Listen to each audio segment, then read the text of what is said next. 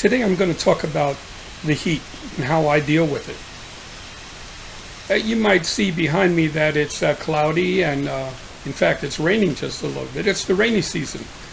And so it's cool here, although we just went through a horrific hot season where the temperature was over 40 degrees many weeks in a row.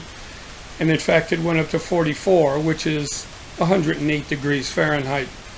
So the heat is always on my mind. But I was just reading a CNN article that said heat is testing the limits of survivability. Well, it's the hot season in Europe and the United States now, so this might be appropriate and might help out. So I'm going to talk about how I deal with the heat. I call it heat hibernation. And you have to work at feeling comfortable when it's 108 degrees. I'm going to tell you what I do.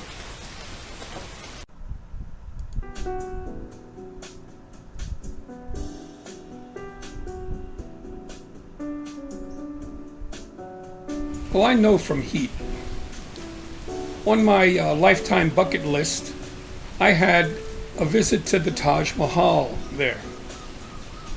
Well, Pequin and I were lucky enough to achieve that. We visited the Taj Mahal in Agra, India. There was only one problem. It was 115 degrees when we visited, over 46 degrees Celsius. It took a little bit of the enjoyment out of it, but at least we got there. Now that article I mentioned, the CNN article, also mentioned that 1,300 pilgrims on the pilgrimage to Mecca during the Hajj in Saudi Arabia died from heat stroke. Now I lived in Jeddah, Saudi Arabia, about 40 kilometers from Mecca. I know how hot it can get there. And without air conditioning, you can die.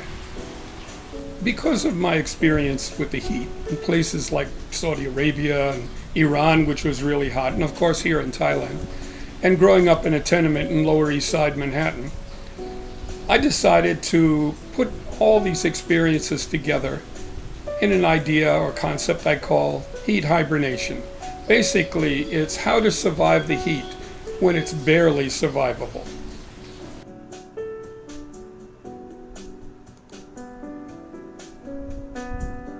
Let's talk about some hot season do's and don'ts. I'm mainly talking about Thailand now, but if you're in a different country, they'll have different rules too. The first one I'm going to talk about is a cultural don't. Except for on the beach or maybe at a swimming pool, it's not really a good thing for men to go topless. Now there's no laws against it, it's just that the Thais think it's really ugly. And there are some conventions about not going topless in restaurants or maybe at the shopping mall. But it's just considered a faux pas, and I would avoid that. On the opposite end, I'm a motorcyclist, and a lot of people ride their motorcycles in Thailand. But if you notice, take a look around you about how many of the Thais are wearing long sleeves, jackets or long sleeve shirts. I was at an intersection just the other day, and I counted there were 25 motorcycles waiting for the light to turn. And I just did my basic scientific survey of how many people were wearing long sleeves as opposed to how many people were wearing short sleeves. Now this is in the middle of the day. Out of the 25, 22 people were wearing long sleeves, either a jacket or a sweater or a long sleeve shirt. There were 2 people or 3 people who had short sleeves on, and one of them was a Westerner. So one of the things you might do is wear long sleeves if you're on a motorcycle in the middle of the day for a number of reasons. But the main reason that I wear long sleeve, I wear a jacket when I go out in the middle of the day, except if I'm just going down to 7-Eleven, which is like 2 minutes. I'll always put a jacket on. I've had too many friends who come down with skin cancer. And since the sun is much more direct here, getting closer to the equator, skin cancer is a real thing that you have to be aware of. So a lot of people wear long sleeves. The Thais might wear long sleeves because they don't want to get dark. I wear long sleeves because I don't want to. I am dark already, but I don't want to get skin cancer. A lot of people wear gloves too. For some reason, a lot of people like to ride bicycles here in Thailand. I don't. I used to have one, but it's much too dangerous out there. The Thais pass on the left and right, and if you're on the left thinking you're safe, you're not, because it's too many people that I've heard of have lost their lives riding bicycles. But if you do want to ride a bicycle, the middle of the day is sometime you might want to avoid. When I get up really early, before sunrise, and I'm out on the road, I see lots of bicyclists. Usually they're clubs, maybe 10, 20 people at a time, all wearing helmets, all wearing bicycling gear, long shirts, and lots of red lights in front and in back. But as soon as the sun comes up, they're gone. They're all back home. Every once in a while I'll see somebody, especially a foreigner, riding his bicycle in the middle of the day. For me, I would avoid that. Another thing is running. Now, I was a runner for more than 40 years. I started when I was only 15, running down to Battery Park, passing Wall Street every morning, real early. I only stopped because my ankles started saying, no, I don't think you should be doing this anymore. So I stopped running. But one of the things is, every once in a while, I'll see somebody running in the middle of the day. That's probably a mistake. And I have a little saying about running in Thailand. If you see the sun, don't run. Run early in the morning or after it sunsets, and you'll probably be okay. In the middle of the day, you're risking dehydration. I want to talk about dehydration now. Dehydration in the hot season is a problem. A lot of people, don't drink as much as they should. If you're feeling a little dizzy or maybe headachy or really fatigued and tired, you might be suffering from dehydration. Now, it's easy to deal with dehydration. Just drink. Drink a lot of water. Sports drinks are good, like Gatorade. And in the pharmacy, you can get some electrolytes to mix up with water, and that sometimes really helps a lot. One of the things I do drink during the hot season is smoothies, fruit smoothies. We bought a really nice blender, a really strong one, and I make fruit smoothies. I don't eat a lot of fruit during the day. I probably should, but this sort of gets me getting my fruit. I'll tell you my own recipe, okay? Is I get some ice and I put it in the blender. I put some orange juice in there to get some liquid in there. I don't use any sugar because orange juice has sugar. And then I fill it up with fruit.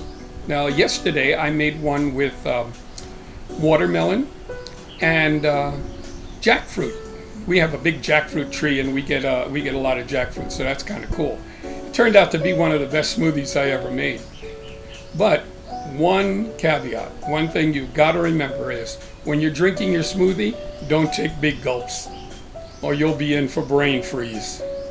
A few other things to consider. If you're going out, you should probably wear a head covering of some kind, a hat.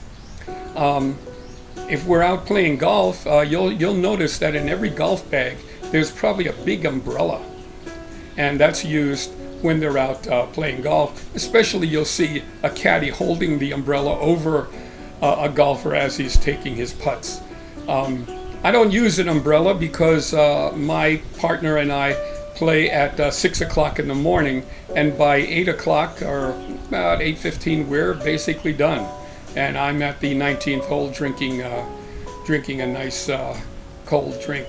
I only play 9 holes because if I played 18 holes, you would probably have to call the ambulance because I wouldn't make it. So 9 holes during the hot season especially is probably enough.